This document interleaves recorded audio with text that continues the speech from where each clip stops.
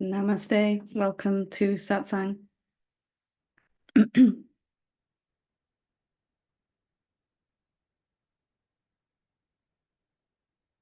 So we're going to start today by Becky's going to read out with me the questions that have been sent in to be read out for this. And then afterwards, we'll open it up for questions here live on the session. So whenever you're ready, Becky, if you'd like to read the first one, thank you. Okay, thank you. One question: how to know that the state of consciousness is not just another mental state, just another thought? Good question. So we need to be clear that what we are experiencing is the consciousness and not just some thought or some other state. And the way to come to know that is to to know clearly the difference between consciousness and a thought. So a thought is perceivable. You can see it in your consciousness, and it has a start and an end. It comes and goes, it's temporary. And so would any state. But the way to make sure that you're recognizing consciousness itself is to look at what you're actually experiencing, to search it and see, is it intangible? Is it formless? Consciousness is recognizable as being different to any phenomenon because it doesn't have any quality at all. It's emptiness, it's no thingness. And when we recognize consciousness, there's never anything to look at. It's not, it doesn't have any shape. It doesn't have any color. It doesn't have any texture. It's not changing. It's not coming and going. And it's important to know the difference between the consciousness itself, awareness, self, and a phenomenon like a thought or a state that will come and go. So if you are looking at it, that is not it, because there's a you and something you're looking at. And if you are looking from it, that must be the consciousness. How do we know we're looking from it? Well, we can investigate it. How big is this sense of I that I'm looking from? If I look at anything, how big is this I? What is it? Is it intangible? Is it formless? Or is it perceivable? So the important thing to recognize is that if we are actually directly experiencing consciousness itself,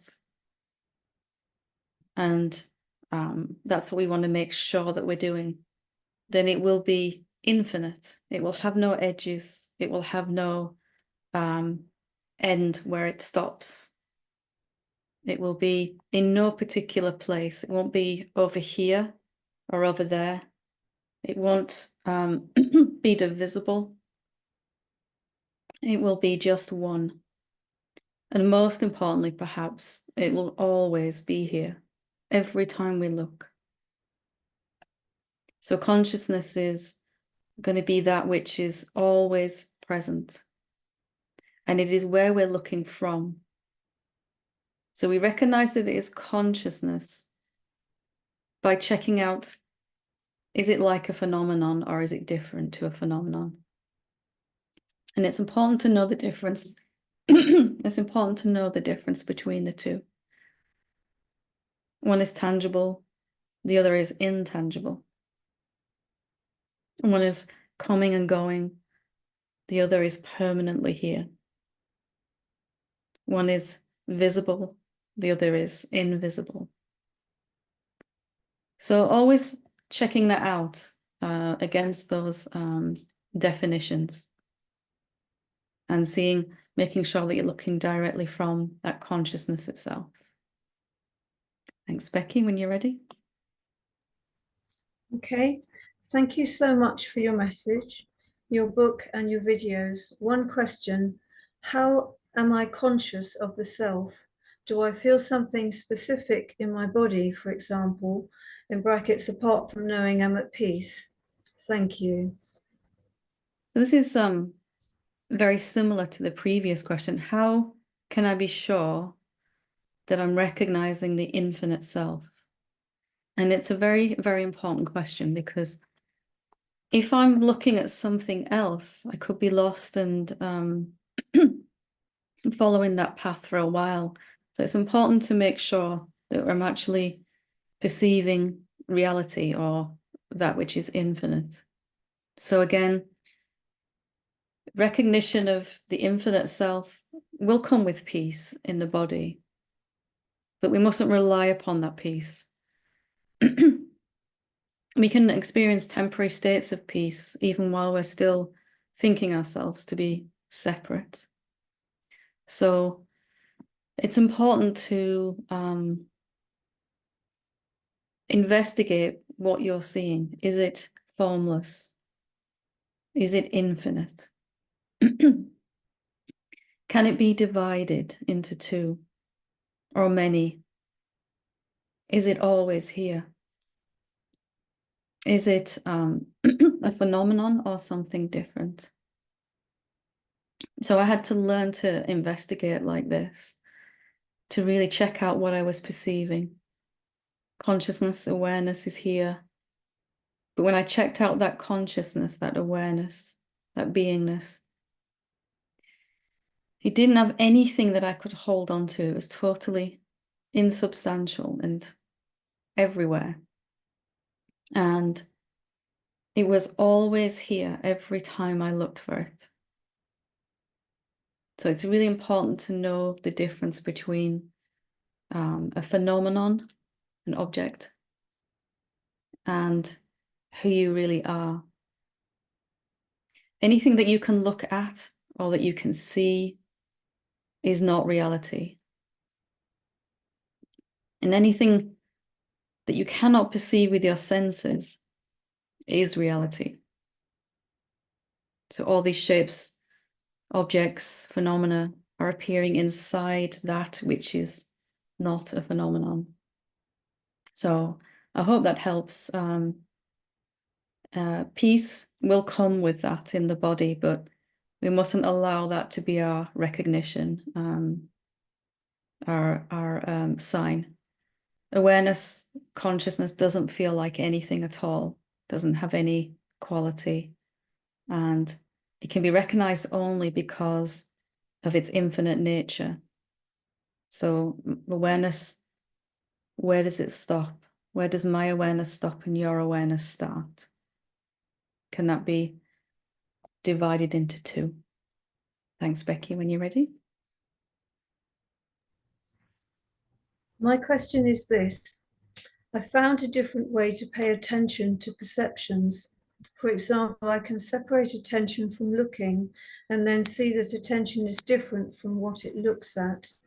And attention is this, that sees through the eyes. But when I attend to that attention behind the eyes, a wave of relaxation and well-being comes to the body. What kind of experience is this? Thank you. Wonderful. So normally all of our interest and energy goes to what attention is looking at. But here attention has started to turn upon itself and begin to be curious about attention, what that really is. And with that comes, as you described here, relaxation and well-being in the body. And we start to realize how much energy it costs us to look at an object, a thing, and whether that's a thought or a human body or a blade of grass, it's going to cost us energy to pay attention to an object. And when attention really starts to look at itself, you begin to realize it is not really attention. It is awareness, it is reality, it is presence, consciousness. And that which is not an object is beginning to recognize itself. That it can look at things, but it can't be seen in itself. It is invisible. And at this point, there's no difference then between attention and awareness or presence, beingness. And when we look at awareness, when awareness looks at itself, it costs us no energy at all. It's totally effortless. You're just here. Awareness is here. And the amount of energy it's taken to look at objects suddenly is free. And there's a real sense of well-being and peace then in the body. A real sense of enlightening and sense of freedom. So the eyes are objects, but that which is looking through the eyes is not an object. We've called it perhaps attention here and awareness, but it is not looking from one place only, it's looking from everywhere. It's infinite. So that nice feeling comes as a recognition, yep, this is effortless. To pay attention to myself is effortless, to the self, to the awareness. And I would really encourage you to stay with that, investigate it. What is it, what is it that's looking through the eyes? What is it that is calling itself attention? Can you find it? What is it? Eventually that opens out into a realization that you're looking through every pair of eyes all at the same time. So it's a recognition of reality. It's not actually even an experience. Awareness recognizes itself. I'm the one looking. I'm the one looking even at the separate sense of self, the ego, the mind. If you follow that and really, if it's interesting, there's a sign there, right? Something wants to really look at it, really look at it. Awareness wants to clearly look at itself. Thanks, Becky. What is the point of consciousness without an object to be conscious of? Does the self need the ego to experience itself in the mental world? There's a third part to this as well. In the phenomenal world of what is perceived by the senses uncaused, is the phenomenal world of what is perceived by the senses uncaused? Is there not a cause-effect relationship? If so, how does thought, through the reason of the scientific method, manage to reach a logic in all this cause-effect relationship? Thanks very much for everything. Do you want me to read the beginning bit again? It's okay. I'm reading it here too. Okay. But thank you. So what is the point of consciousness without an object to be conscious of? Well, you could say there is no point. There's no reason for consciousness to exist. It just does. It's just here. It's consciousness. It's watching. It's aware. And it just is. And from the consciousness, all we see is consciousness. We don't really perceive ego or a mental world or even a physical world. Consciousness sees itself making lots of shapes. Some we would call a world, an ego, a thought, etc. But to answer the question deeper, consciousness, it's everywhere, omnipresent, and it's always been here. So it's kind of hard for it to recognize itself. Because where do you look when you're everywhere? And when you've always been here, would you even know to look. So consciousness seems to create these objects, phenomena, seems to. Makes shapes out of itself so that it can look at the shape and then realize it's looking at the shape. It's looking at the object. And for a long time, it gets more interested in what it's looking at than who's looking. And it really believes that these objects are separate to it. It starts to really believe in the world of thoughts, that it's separate to it. And so it tries to explain what all these things are in people. It starts to develop something called mind to try to explain and talk about what all of this is. So consciousness is one and indivisible. But it seems to divide itself into many, many objects. And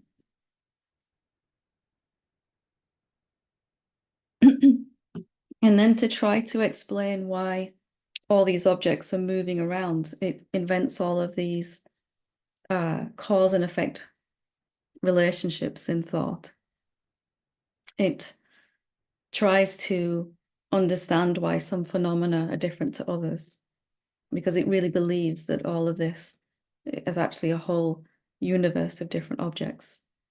And then it develops science to explain the characteristics of these objects.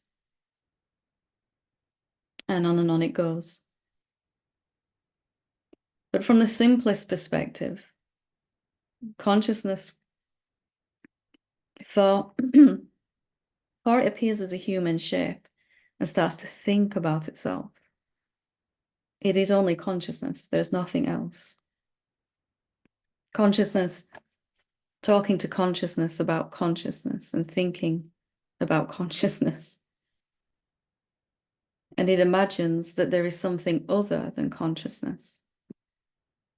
It imagines there's a material, physical world that is actually different to and separate from consciousness. But there can be no cause and effect relationship. If there's only one thing, there can be no relationship. If there's only consciousness and its essence.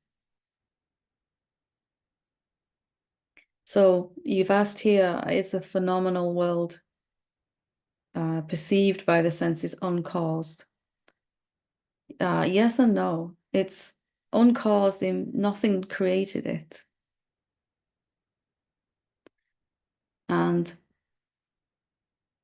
Or you could say also that the cause is consciousness. It's arising out of consciousness and the same as consciousness.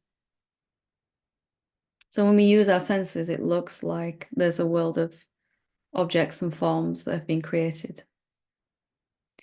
The only thing we can prove to be absolutely true is that consciousness is present. That's the only thing we know for certain. So I hope that helps. There's several questions in one there. So if you want to write back in for next time, please do. We can go further into it. Thanks, Becky. Hi, Helen. A question. Once you are already firmly established in the consciousness of being, does the consciousness of being eventually disappear and you are left with only being, but no consciousness of being? Yeah, at first, it seems like I'm conscious of consciousness, like me here, a separate being, and perceiving the greater consciousness. Or I'm aware of awareness. I'm aware of the awareness. And it seems like that for quite some time. But as we start to investigate what awareness or consciousness really is, we'll see that it is not an object. It doesn't have any edge. It never stops. It goes on in all directions for all time, up, down, left, right, forwards, backwards, right back through time. And it will always be here. It's always been here. So there can be nothing else outside of it. It's infinite. If there was something other than consciousness, then it would not be infinite, it would be finite. So if there was a separate me, a person, who was conscious of the consciousness, there would be two things. So eventually, as we investigate like this, it becomes clearer that consciousness is recognizing itself. Only something which is everywhere and infinite can recognize that which is everywhere and infinite. And there's no object that could recognize that in which an object appears. So this idea of division falls away, like you said. There's no me and consciousness. Eventually, we realize what I've been calling me is consciousness, is awareness, presence. As it becomes clearer what consciousness really is, it's omnipresent, it's everywhere, all at once. Then we realize that no phenomenon could exist. They seem to exist. And even for me now, they still seem to exist, phenomena. There's still a sense of, I'm sitting in this chair talking to others. But it's known to be not true. There's only the one consciousness. So as you deepen in that, become really established, then that sense of me and it disappears, and there's only this reality, consciousness. And that just becomes more and more obvious. So thanks, Becky.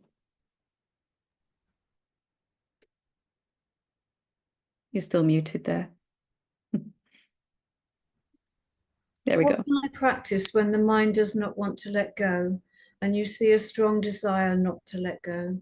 That's what I feel, even though I may be wrong. Thank you, Helen. So when we notice a sense of having to let go and a resistance to doing that, in my own journey, I spent a long time trying to overcome this resistance and trying to let go. It didn't really matter what that was. It could have been to let go of fear, or even let go of ego itself, illusion. And eventually, after many failures to let go, many successful holding on moments, I started to wonder why I couldn't do it. Why can't I let go? And eventually came to realize maybe I can't let go. Maybe the I that thinks it needs to let go is actually non-existent. Thoughts, thinking about thoughts, about letting go. And do I actually need to let go? This is the most direct way, the most direct. So find out, really, really, really want to see, like just turn that desire, the desire to hold on, turn that into desire to see the truth. Like, do I even have to let go, actually? What can consciousness let go of? It's just here. It has no capacity to hold on or push away. Something is resisting. Something is holding on, but is that you? Can you let go? can you even hold on? So that would be the most direct. If that seems a little challenging to see, you can investigate why you don't want to let go. Just really gently questioning, why do I want to hold on here? And it usually comes back to some feeling of safety. I'm safer if I stay like this. If I stay as I am now, some kind of sense of safety. So hope that helps. Thanks, Becky. I'm a singer, pianist, composer, and music producer. I have quite a bit of talent and a lifetime, many years of work. What I do touches people's hearts. However, I cannot move forward with my talent. I paradoxically consider that it is not important, however, because I am only interested in stopping believing that I'm a body. However, I am led to post small pieces of songs on the networks every week, which have very little reach. What I post on the networks doesn't move. Is this so? The only thing I'm really interested in is waking up? Or is it like that because the script is written like that? Could something change if the way I look at it changes? Thank you for your words and a hug. I very much appreciate and value your sharing. Thank you. So you're right that in one way it doesn't matter, really, because you are awareness, consciousness, all of that. But it also does matter because you are awareness appearing as a human being who has desires, taking the shape of a desire to touch people's hearts with the music that you write and perform. So for me, when I began to realize who I really am, anything that I was doing creatively just seemed to stop. It just didn't flow. So writing and it's even singing, bhajans, things like that, it just stopped. It wouldn't flow. And I had to begin to look at why I wanted to do that and switch over my reasons for doing it. Most of us, when we think we're a separate person, we do things for a reason. So it might be a good idea to look at why you are putting these pieces out, this music out there. So the first reason might be that I want to make people's lives more beautiful, you know.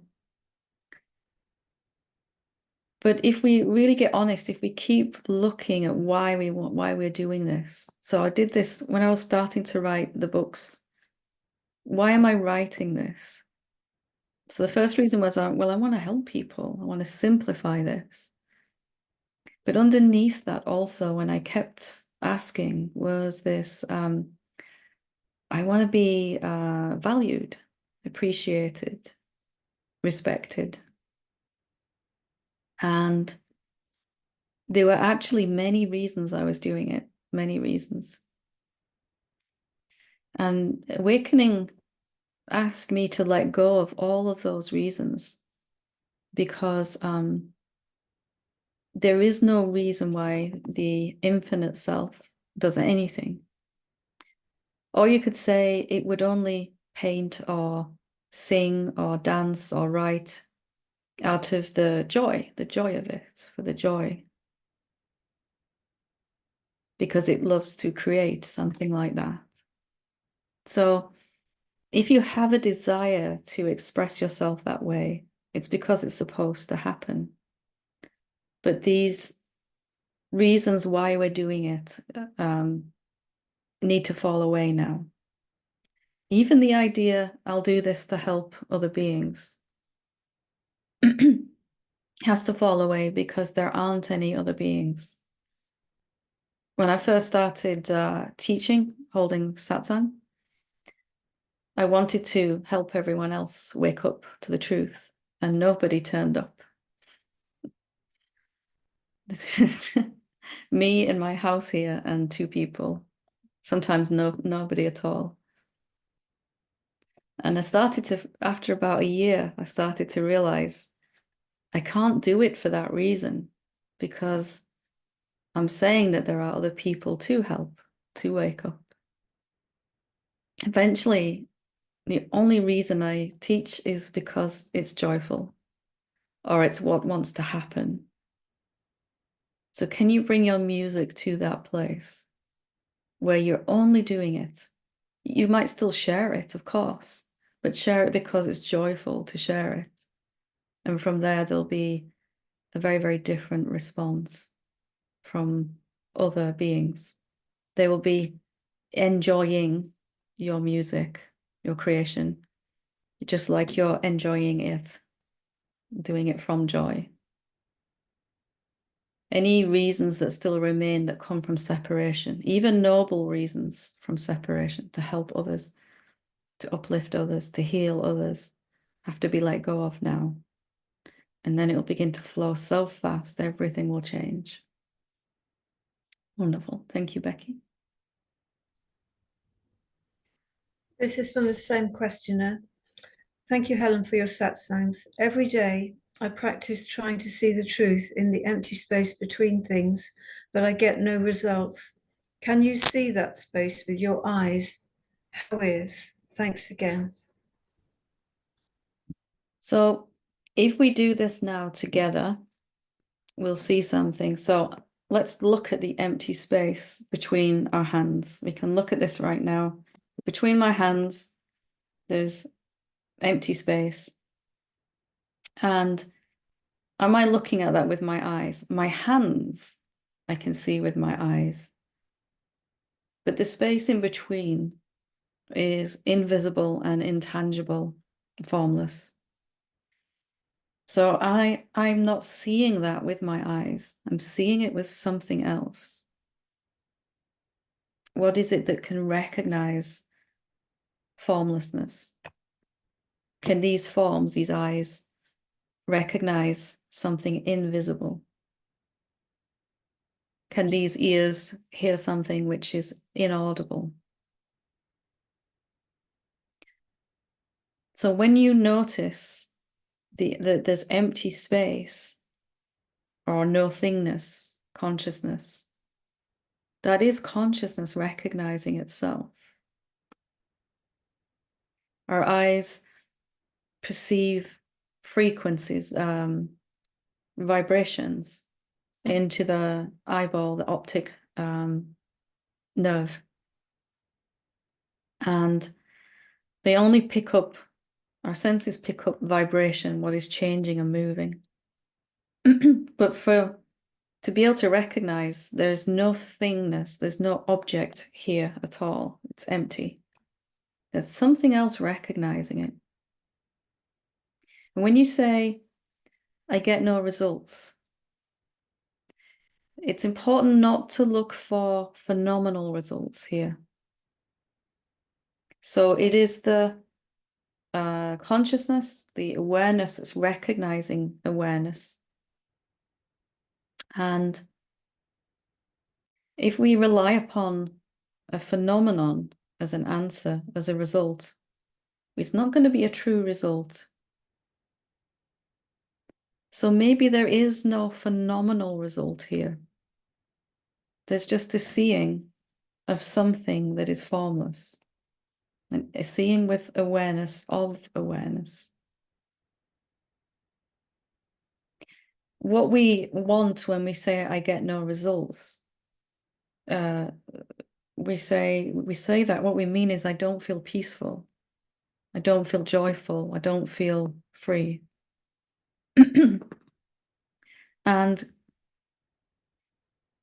that's coming from the idea, it's a reflection of the idea that I'm not recognizing who I am. So if we just stop now and listen to the silence, when these words stop, just listen to the silence.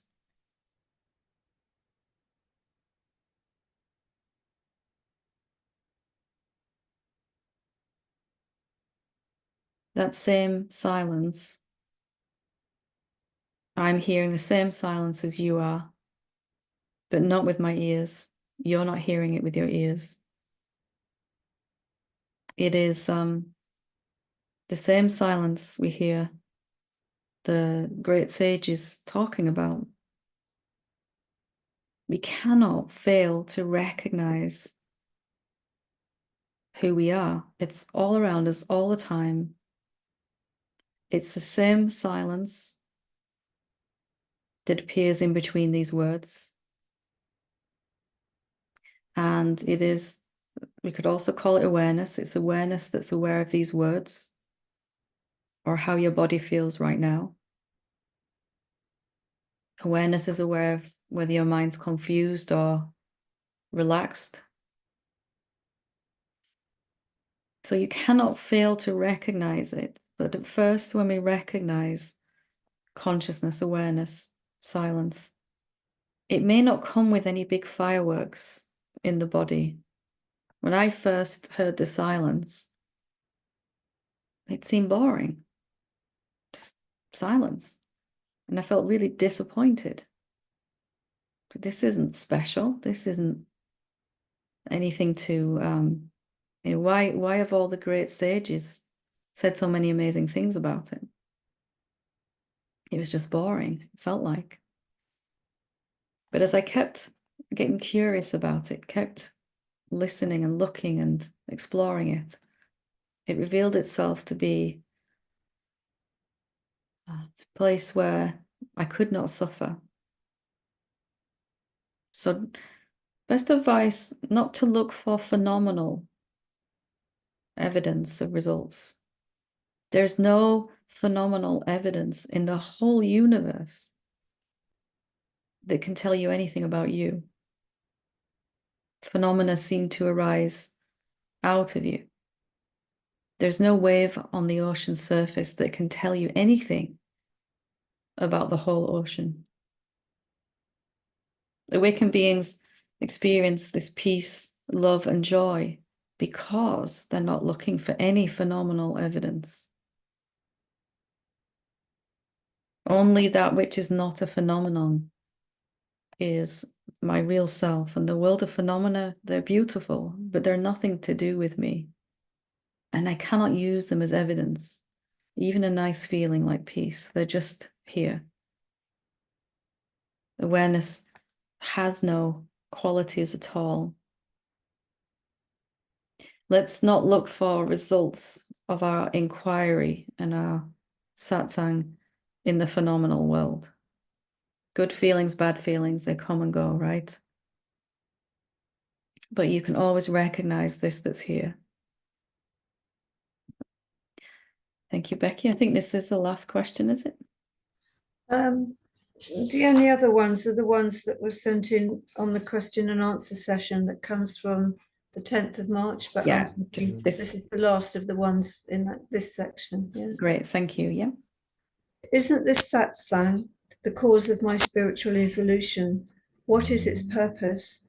Is there no causality in spiritual awakening? Thank you and excuse my ignorance. Thank you very much, Becky, for reading those for me. So no cause and effect, no, because there's only you.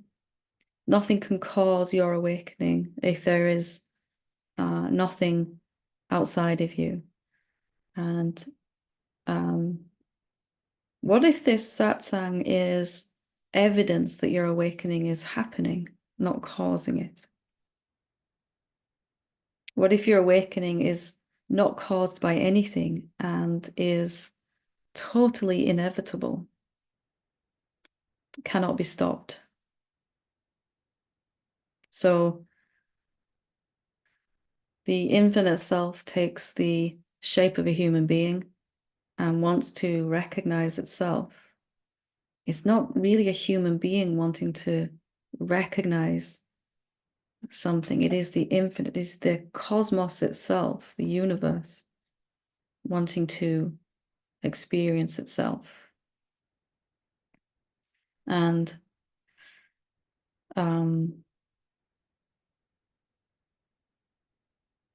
when we really begin to deepen in that understanding, there's no cause for anything. One thing can't cause another.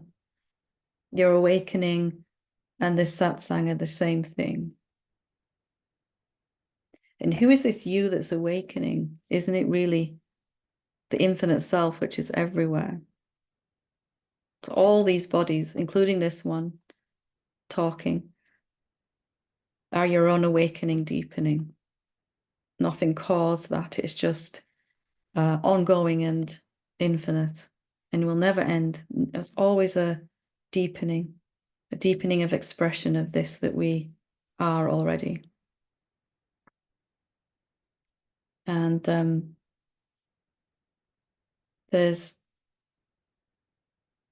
for me, that was a terrible thing at first, to realize there's no cause for my awakening, because I felt helpless as a separate self. There's nothing I can do to make sure it happens.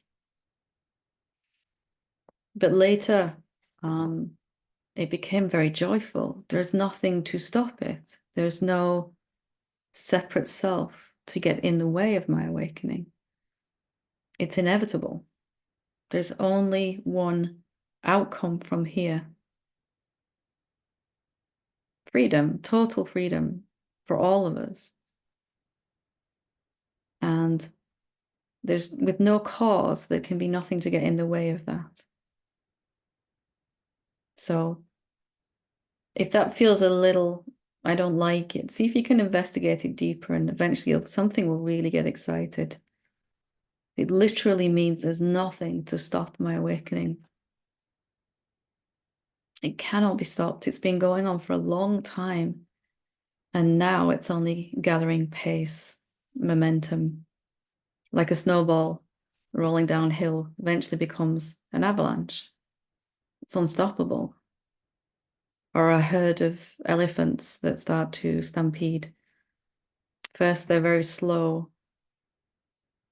to start, but once they get going, nothing can stop them.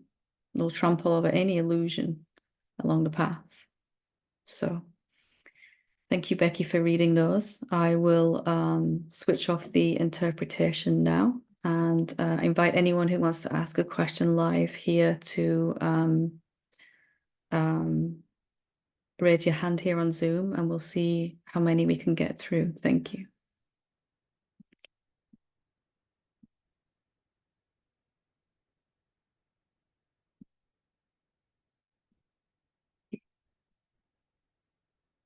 I can't actually remember how to turn it off.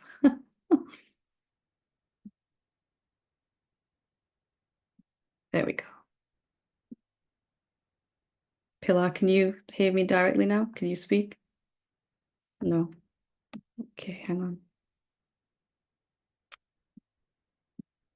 Pause this for 1 second. Thank you. So if anyone would like to ask a question, please do. Si alguien quiere hacer alguna pregunta, por favor.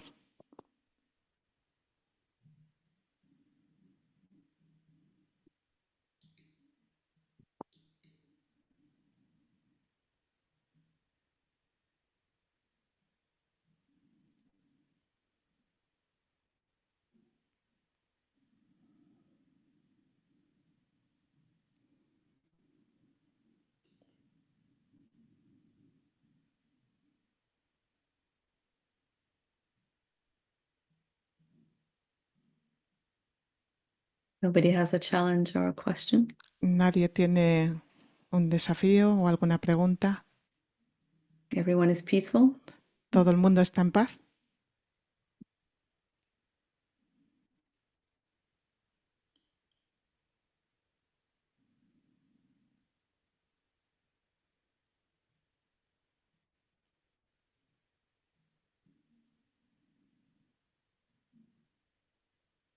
Maria?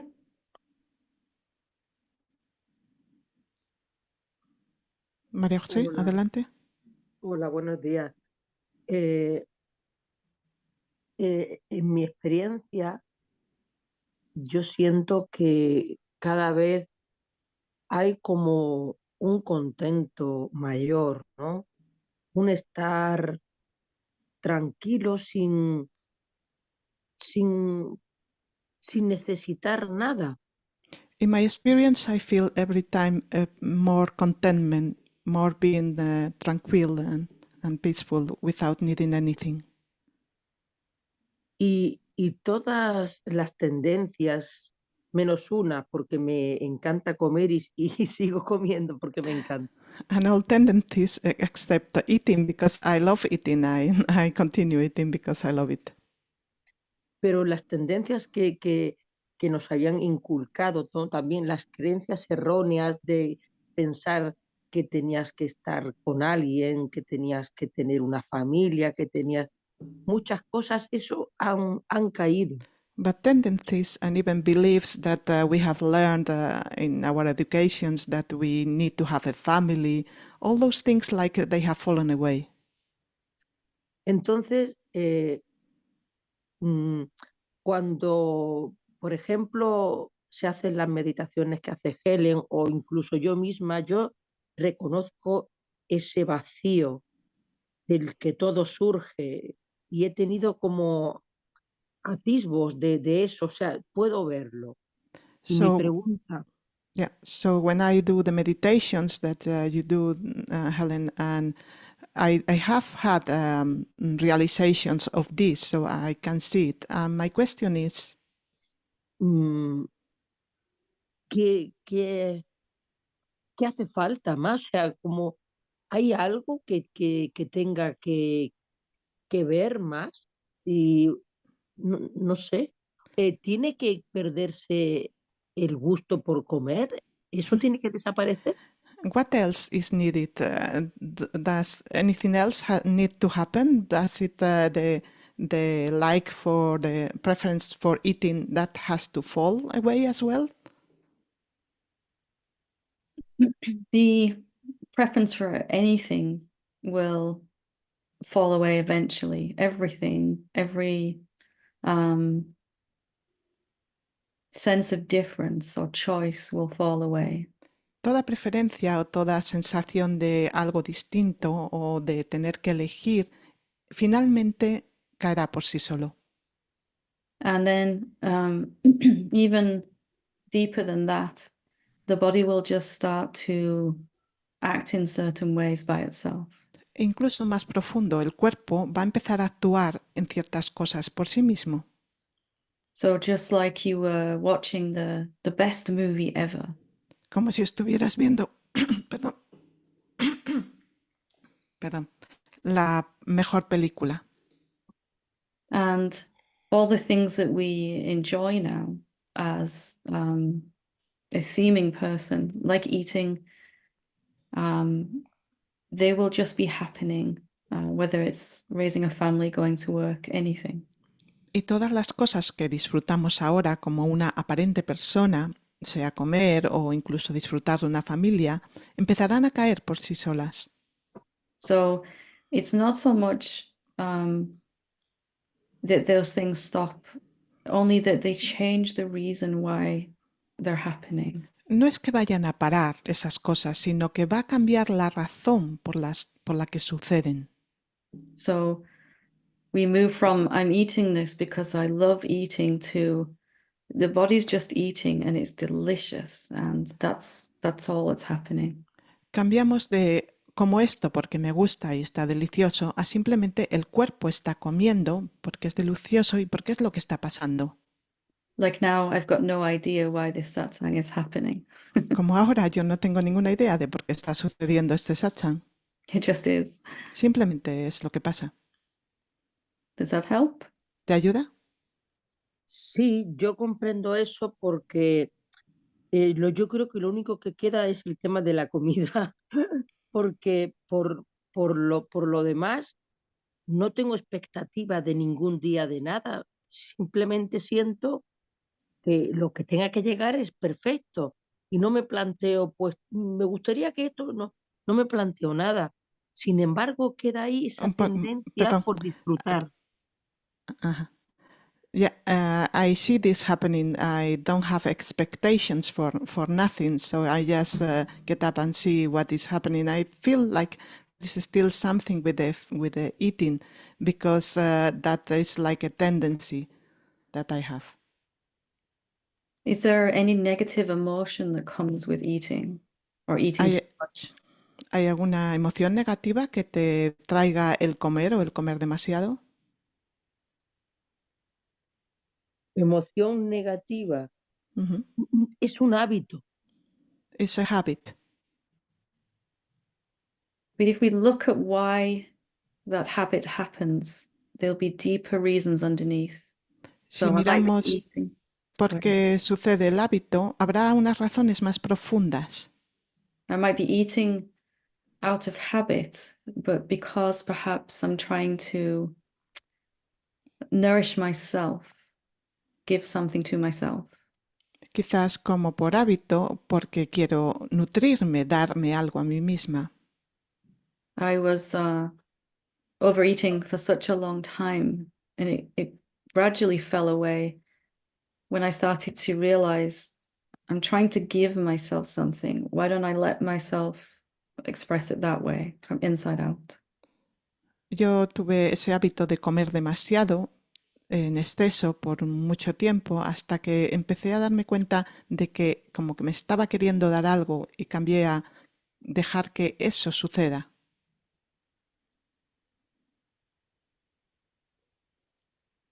Si yo dejo que suceda, me apetece, lo hago, dejo que suceda. I am ¿Cómo letting it hago? happen. If I need to, I will do it. Okay. Wonderful. Just maybe gently be curious about why it's going on. Simplemente quizás ten esa curiosidad de preguntarte por qué está pasando See what happens. y mira a ver qué pasa. Thank you. Gracias. Gracias, gracias. Gracias. Thank you. We'll go to Christina. Cristina, adelante. Buenos días. Gracias. Mi pregunta sería, ¿cómo liberarme de la sensación barra pensamiento de que tengo que hacer algo para ser realmente lo que soy? How to free myself from the feeling or thought that I have to do something to be what I really am. Este es un pensamiento sustrato que pesa en mi corazón. This is an thought, an underlying thought that is the root thought that is in my heart. Es cuestión solo de observarlo. Lo que tengo que hacer es solo observarlo y tener paciencia.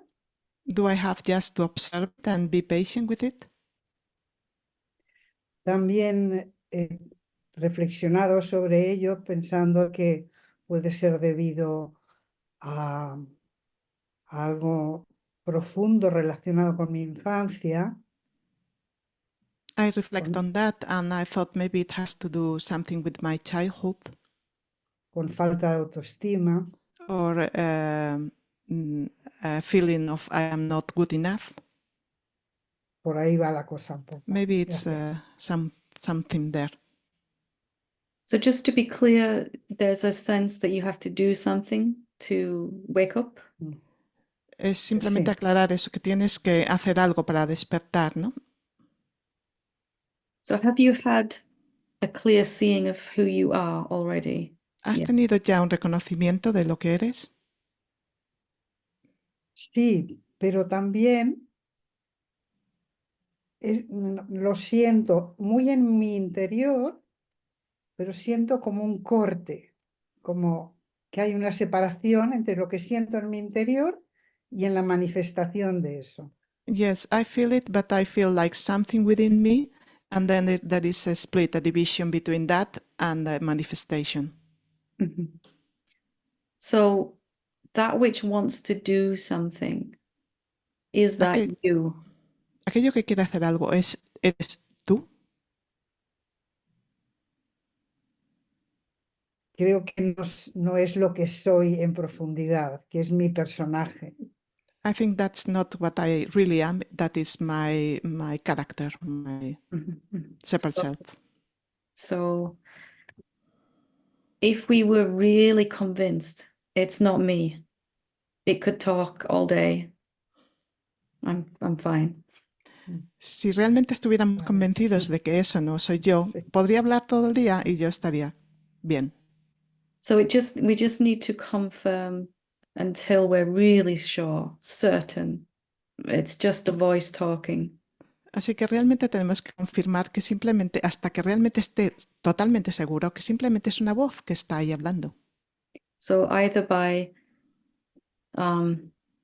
looking for the person that could do something and not finding it, Quizás simplemente buscando por la persona que podría hacer algo y no encontrándola.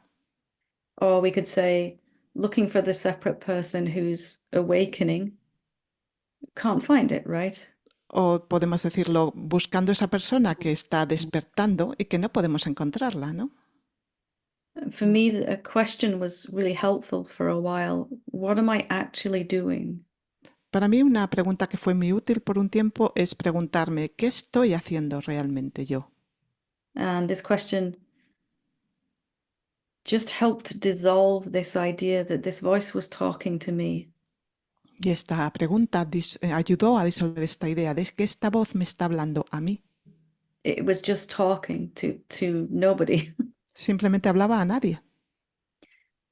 And I had to look again and again and recognize I'm not doing anything.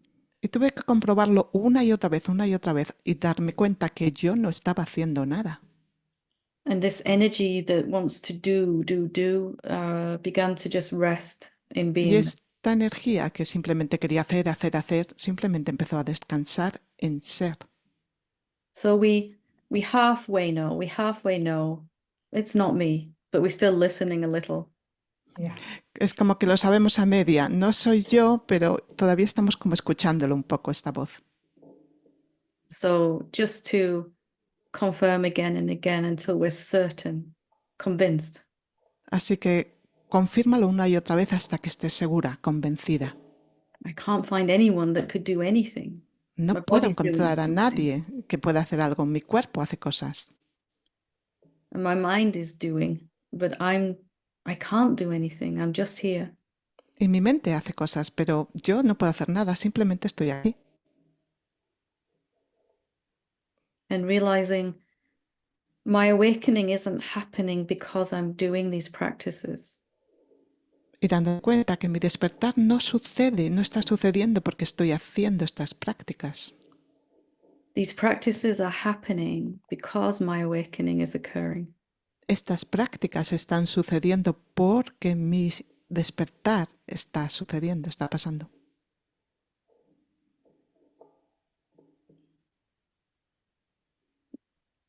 Gracias. All the Gracias. Thank you. sages had to look again and again and again and again. Todos los sabios tuvieron que volver a comprobar una y otra vez, una y otra vez. Nobody is born with, nobody looks once and says, now I'm free. Nadie mira una sola vez y dice, ah, ahora estoy libre. So don't blame yourself for that. Así que no te culpes por ello. It's a habit to think a certain way, and we just need to turn that around by looking again and again. Es el hábito de mirar de cierta manera y tenemos que darle la vuelta a ese hábito mirando, comprobándolo una y otra vez, una y otra vez.